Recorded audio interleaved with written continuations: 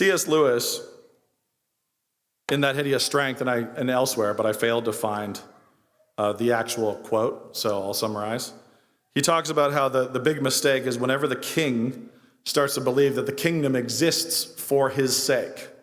The king exists for the sake of the kingdom. The instant that king starts to think the kingdom exists for him, he's now a devourer. He's now feeding on his own people.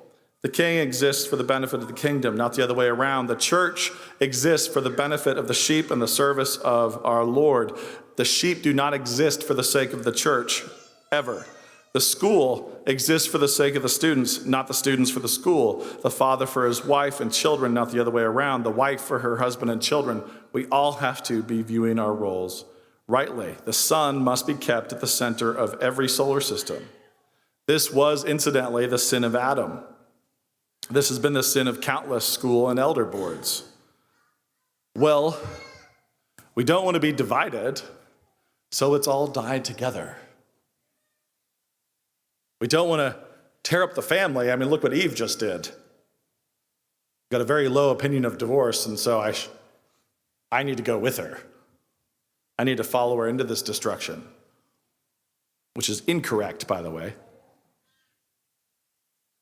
We tend to do that, and we tend to do it very, very rapidly. For the sake of unity, wrongly understood, we veer towards the one who's wandering.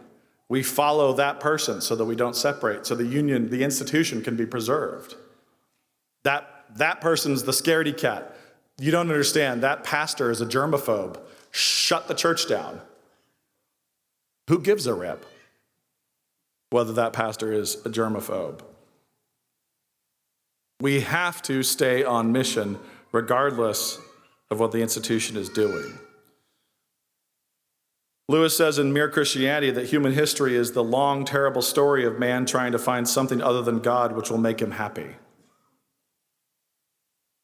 And we do that with all sorts of things, but primarily with tribal loyalties, tribal affiliations, familial affiliations. And you can see that now in gay identities and other things. People trying to find tribes that will make them feel meaningful, trying to find anything that will make them happy other than God and obedience to him. Luke 14:26, often quoted, always stressful, many times explained away. If any man come to me and hate not his father and mother and wife and children and brethren and sisters, yea, and his own life also, he cannot be my disciple. Oh, it's a jagged pill.